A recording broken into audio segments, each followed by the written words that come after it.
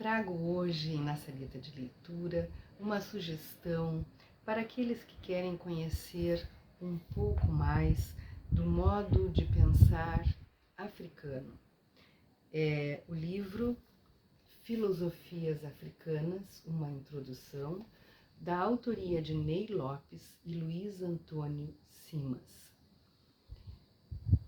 Os mais desavisados podem pensar que a palavra filosofia, aqui no plural, filosofias, é algo da ordem dos conceitos filosóficos conhecidos de grandes filósofos, desde os gregos até os dias de hoje. No entanto, lendo a orelha do livro, vemos que não se trata exatamente disso. Diz assim na orelha: num sentido amplo, o termo filosofia designa a busca do conhecimento iniciado quando os seres humanos começaram a tentar compreender o mundo por meio da razão. O termo pode também definir o conjunto de concepções, práticas ou teóricas acerca da existência, dos seres, do ser humano e do papel de cada um no universo. Na prática acadêmica, é usado para designar o conjunto de concepções metafísicas, gerais e abstratas, sobre o mundo. A grande crítica que se faz às tentativas de caracterizar o pensamento tradicional africano como filosofia é a de que, na África, os nativos, defrontados com a grande incógnita que é o universo, seriam incapazes de ir além do temor e da reverência próprios das mentes ditas primitivas. A partir daí, o chamado racismo científico, um dos pilares do colonialismo do século XIX, desqualificando as fontes do saber africano conhecidas desde a antiguidade, negou a possibilidade de os africanos produzirem filosofia. Então, o reconhecimento como filósofos, no sentido estrito do termo, de pensadores nascidos na África e de uma linha filosófica deles originada, só ocorreu a partir do século XX. Filosofias Africanas, uma introdução, trata tanto dos saberes ancestrais africanos, sua essência preservada nos provérbios, na diversidade multicultural e nos ensinamentos passados durante gerações por meio da oralidade, quanto da contribuição de filósofos africanos e afrodescendentes contemporâneos na atualização desses saberes, muitos dos quais pautados no decolonialismo.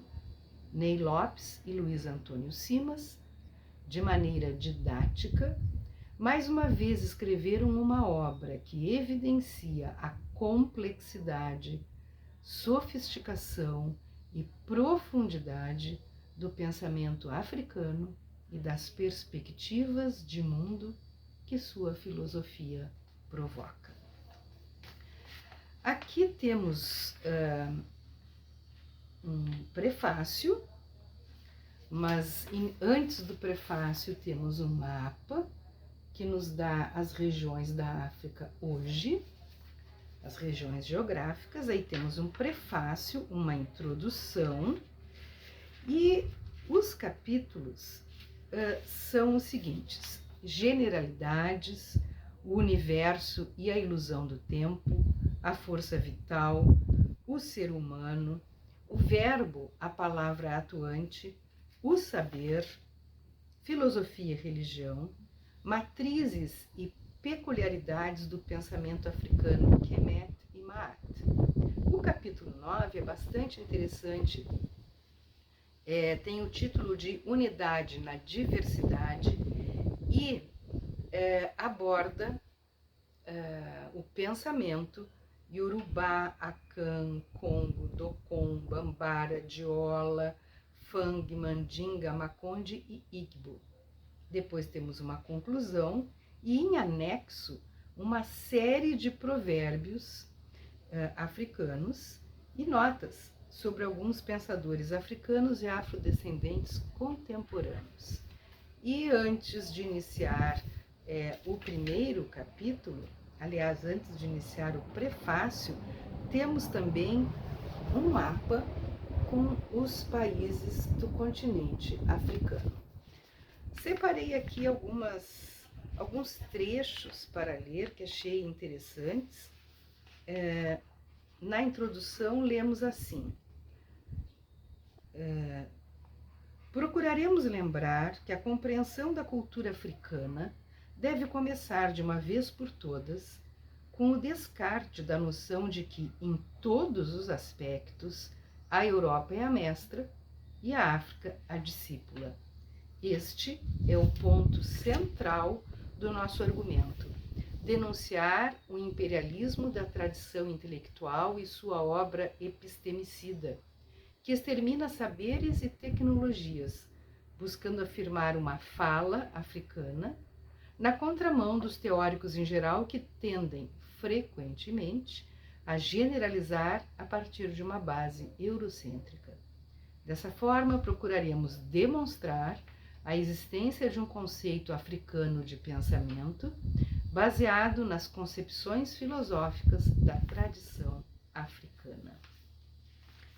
Depois, no capítulo Força Vital, lemos o seguinte: a expressão força vital, sempre presente nas teorizações sobre filosofias africanas, designa o fenômeno responsável pela vida existente no universo, visível e invisível, e pela sua manutenção. Todos os seres do universo possuem sua própria força vital, e é ela o valor supremo da existência. Possuir maior força vital é a melhor maneira de possuir felicidade e bem-estar. No capítulo O Ser Humano, diz assim: na África, o pensamento tradicional situa a pessoa no centro do universo, com o Criador afastado, distante. E coloca o ser humano pertencendo a comunidades e diz o seguinte: pertencer a uma comunidade estabelece o sentido para a vida de cada indivíduo e fundamenta a ideia de tradição como elo. Contamos as histórias dos nossos antepassados para a comunidade, para que um dia nossos descendentes contem as nossas histórias.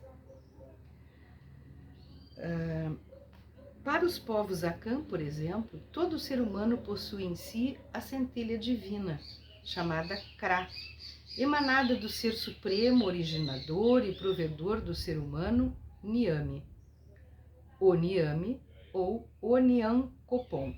Mais ainda, toda a pessoa é útil e valiosa na sua comunidade, do nascimento até a morte. Mesmo depois da morte, o valor do ser humano continua a ser respeitado, porque o morto vive na comunidade dos ancestrais. E até mesmo as divindades estão sujeitas aos interesses da comunidade humana. Se elas continuam a responder às preces e a interceder junto a forças mais altas, como deve ser, são cultuadas e recebem oferendas por parte dos humanos. Se, entretanto, falharem, cairão no esquecimento e serão aos poucos ignorados